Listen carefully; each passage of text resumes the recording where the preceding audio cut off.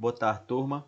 Hoje nós vamos dar início a um novo conteúdo, que esse conteúdo é a continuação, certo, da aula passada, do capítulo passado, que finalizou com a abdicação de Dom Pedro I. Nós vimos que ele começou com popularidade lá em alta, certo? Começou a se popular, depois foi fazendo besteira, fazendo besteira, até levar um chute na bunda e ir para Portugal e deixar seu filho aqui como o novo rei.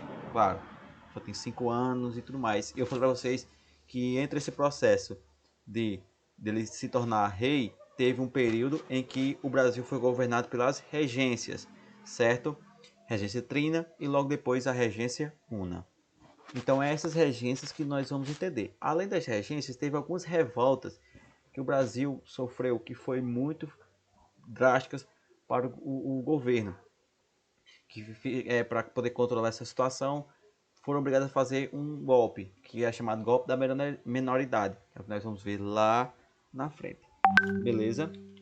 Então é o seguinte, dando início então na página 153, nós vamos ver o tópico a regência. Regências, na verdade, um período movimentado. O período regencial foi relativamente curto, durou entre 1831 a 1840, 9 anos. Apesar disso, foi também um dos períodos mais agitados da nossa história. Naqueles 9 anos ocorreram intensas disputas políticas entre o centro, certo, e as províncias, revoltas sociais armadas de norte a sul do país. Estes episódios ameaçaram a unidade nacional e, ao mesmo tempo, foram decisivos para a formação de um Estado brasileiro. No tópico História Política, nós vemos o seguinte.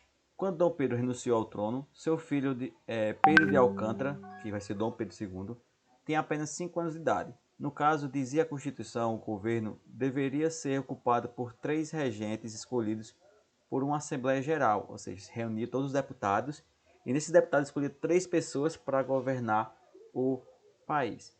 Mas esta só estava mas como este estava em recessos, poucos deputados e senadores que se encontravam no Rio elegeram 3 regentes provisórios, que governaram por um pouco mais de 2 meses. Tá? Pulando então para a página 154, nós vamos ver o tópico Regência Trina. Em 1831, ainda, a Assembleia Geral elegeu um militar e 2 deputados civis para compor a regência trina. O homem mais poderoso dessa regência era o ministro da Justiça, o padre paulista Diogo Antônio Feijó. Quando essa regência assumiu o governo, ocorreu uma disputa de poder no parlamento. Claro, as pessoas queriam tomar o poder, né? Queriam ser mais forte que o outro e tudo mais. A imprensa nas ruas entre os 3 grupos políticos, certo? Vocês podem ver aqui os grupos políticos das regências: os restauradores, os moderados e os exaltados. Esses 3 aqui são principais grupos políticos daquela época. É tipo hoje esquerda e direita, como fala. Mas vamos lá. Desde o início do governo formado moderados, usou soldados e exércitos para reprimir as manifestações populares. Poucas vezes, porém, esses soldados sentiram dificuldades com o povo, justamente contra o governo.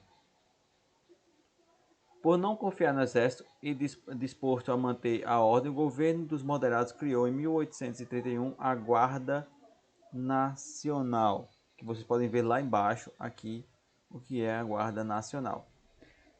Dele só podiam participar cidadãos proprietários com idades de 21 a 60 anos e renda anual de no mínimo 200 mil réis nas 4 maiores cidades e de 100 mil réis no resto do país. Ou seja, para você fazer parte da Guarda Nacional, você tem que pagar, tem que ter dinheiro para isso e tem que ser rico. Por isso existe aquela fama dos fazendeiros ricos antigamente ser chamado de coronéis. Eles eram o quê? Coronéis da Guarda Nacional, certo? Por isso o nome dos fazendeiros ricos era chamado de coronéis, que a gente vai ver aqui agora. Ó. O governo entregou aos fazendeiros ricos, acabei de dizer, a patente de coronel da Guarda Nacional, as mais altas de todas elas. Cada fazendeiro coronel organizava-se um destacamento em uma região, com os homens de confiança, e com recursos próprios, adquiridos com isso um enorme poder local. Por isso os coronéis eram sempre vistos, sempre temidos nas cidades em que viviam. Tá? Na página 155, nós vamos ver o tópico o ato adicional de 1834. Tanto moderados quanto os exaltados, que são os dois grupos, concordaram com a necessidade de reformar a Constituição, que é aquela Constituição que Dom Pedro fez, né? Claro, reformar para que fosse melhor para eles, que tinha sido imposto por Dom Pedro. Depois de muito debate e questão no parlamento, chegaram a um acordo que consistia em conceder uma certa autonomia às províncias e garantir a unidade do Império. Com o objetivo, o governo regente aprovou o ato adicional de 1834, no qual dava esses pontozinhos aqui, que vocês podem ler depois. Tá? Os 4 principais pontos. Beleza? Com o ato adicional, as províncias ganharam o direito de fazer algumas leis e de decidir e aplicar o dinheiro de parte dos impostos arrecadados. Ou seja, é igual ao que acontece hoje. Tem o Brasil, certo? Mas dentro do Brasil tem cada estado diferente. Ou seja, as leis aqui do Ceará tem algumas leis que são diferentes das leis lá de Pernambuco.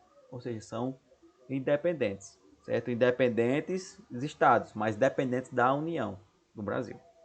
Beleza? Esse é um dos atos do ato adicional. Tranquilo? Continuando então, na página 156, nós vamos ver a primeira regência una, certo? Vamos lá na página 156. Temos o tópico Regência Una de Feijó. Com a morte de Dom Pedro I, lá em Portugal, em 1834, um grupo de restauradores se dissolveu. Parte de seus membros se retirou da política e outra parte passou para o grupo dos moderadores. Neste contexto, ocorreram no Brasil pela primeira vez eleições para a escolha de um chefe de governo. Foi então que o padre Feijó venceu por uma diferença pequena de votos. O regente Feijó era favorável ao casamento dos padres, opinião que gerou grande polêmica na época. Ou seja, ele era a favor que os padres pudessem casar igual os pastores. Durante seu governo, ele teve de enfrentar duas maiores rebeliões da regência: a cabanagem, que a gente vai ver na próxima aula, que foi no norte, e a farroupilha, que também vai ver na próxima aula, eu acho, ou no terceiro ponto, que ocorreu lá no sul. Para isso, precisava de recursos que deviam ser aprovados por maioria dos deputados da Câmara. Mas a Câmara eleita no ano seguinte era formada, em sua maioria, por deputados da oposição, coisa que ele não ganhou. Sem apoio na Câmara dos Deputados e sem recursos suficientes para conter rebeliões de província, Feijó renunciou, porque nem tinha apoio dos deputados e nem tinha dinheiro para gastar com soldados lá nas revoltas, tanto na cabanagem quanto na farroupilha. Foi então aí que deu início a outra regência, que é para nós finalizarmos no capítulo de hoje, que foi a regência de Araújo Lima. Feijó foi sucedido por Pedro de Araújo Lima, que inaugurou o regresso. Regresso, você sabe o que é regredir, né? Voltar, certo? O que era esse regresso? Era um movimento liderado por representantes dos políticos da cafeicultura do Vale do Paraíba e dos grandes comerciantes da cidade do Rio de Janeiro. Os regressistas queriam garantir a unidade do império e a ordem, certo, escravista, ou seja, continuar sendo o império e continuar sendo escravista, continuar com os escravos. Pondo fim ao que eles chamavam de anarquia do período regencial.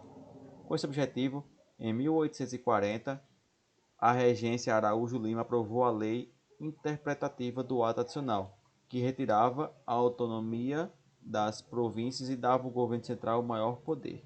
Ou seja, regrediu, certo? Uma coisa que eles conquistaram, que foi a autonomia, o cara foi lá com o regresso, certo? Com o regresso aqui, foi lá e regrediu. Ou seja, agora os estados eles deviam voltar a não ter independência, certo? Entre eles, mas sim ter uma dependência geral do governo. Tá certo, pessoal? Então é por aqui que a gente fica na aula de hoje, certo? Nós vimos sobre o início das regências, certo? Vimos a primeira regência, que foi a regência provisória. Vimos então a outra regência trina, permanente, que de fato foi permanente, foi votada, certo? Além disso, nós vimos o ato adicional, que é aquele que dava autonomia às províncias. Vimos também então a regência Una de Feijó, que não durou muito por causa das revoltas Cabanagem e Farroupilha. E depois vimos a regência Araújo Lima, que a gente vai dar continuidade na próxima aula, junto com as rebeliões regenciais, como a cabanagem, certo? A guerra de farrapos, entre outras. Beleza, pessoal? Então, é por aqui que nós ficamos. Qualquer dúvida, vocês podem falar comigo no WhatsApp ou então assistir a aula novamente, beleza? Então, até a próxima aula. Valeu!